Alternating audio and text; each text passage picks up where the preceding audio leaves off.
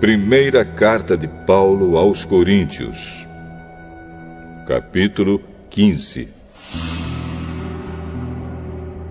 Agora, irmãos, quero que lembrem do evangelho que eu anunciei a vocês, no qual vocês aceitaram e no qual continuam firmes.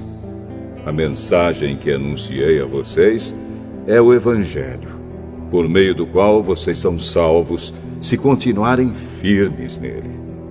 A não ser que não tenha adiantado nada vocês crerem nele. Eu passei para vocês o ensinamento que recebi e que é da mais alta importância.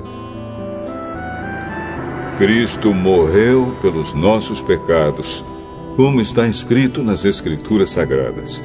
Ele foi sepultado e no terceiro dia foi ressuscitado, como está escrito nas Escrituras, e apareceu a Pedro e depois aos 12 apóstolos. Depois apareceu de uma só vez a mais de 500 seguidores, dos quais a maior parte ainda vive, mas alguns já morreram.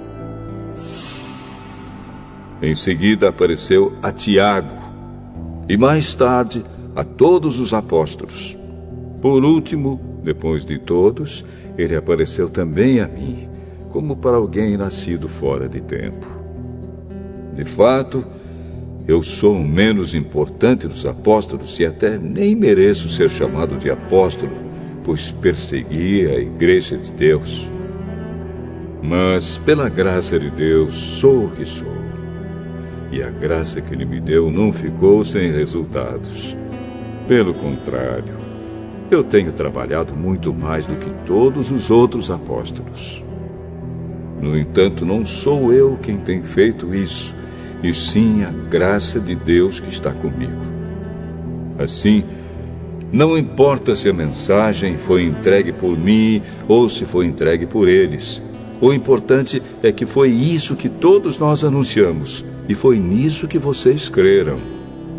Se a nossa mensagem é que Cristo foi ressuscitado, como é que alguns de vocês dizem que os mortos não vão ressuscitar? Se não existe a ressurreição de mortos, então quer dizer que Cristo não foi ressuscitado. E se Cristo não foi ressuscitado, nós não temos nada para anunciar, e vocês não têm nada para crer. E mais ainda, nesse caso estaríamos mentindo contra Deus, porque afirmamos que Ele ressuscitou Cristo. Mas, se é verdade que os mortos não são ressuscitados, então Deus não ressuscitou Cristo.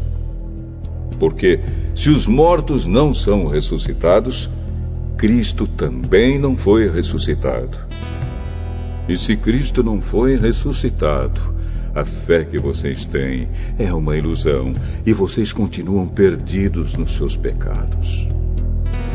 Se Cristo não ressuscitou, os que morreram crendo nele estão perdidos.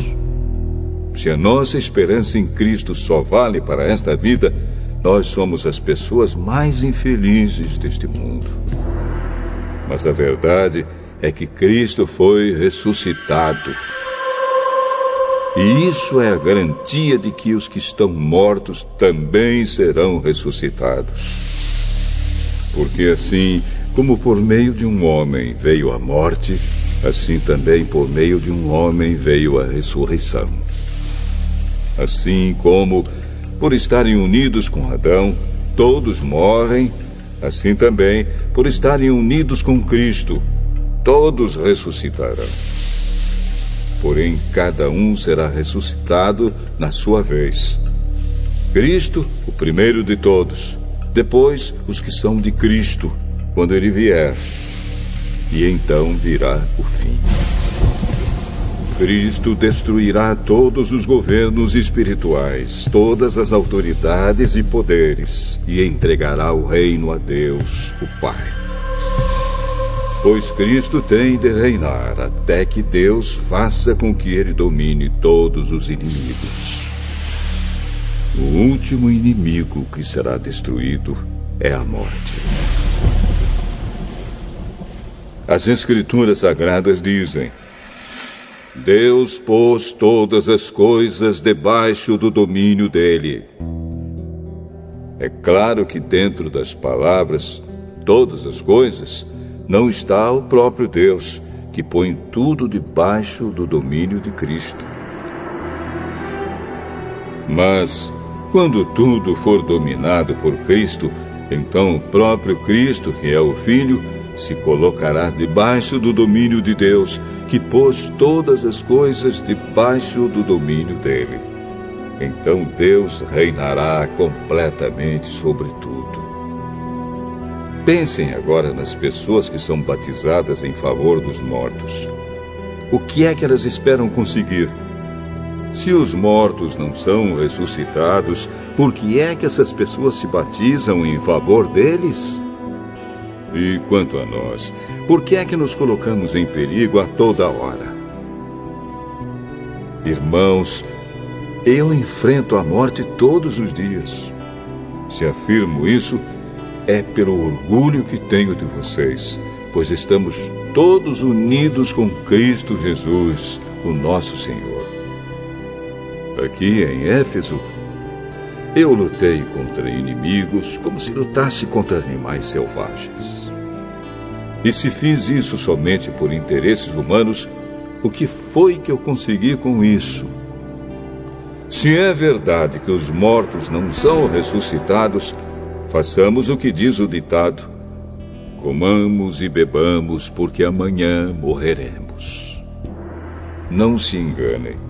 As más companhias estragam os bons costumes. Comecem de novo a viver uma vida séria e direita e parem de pecar.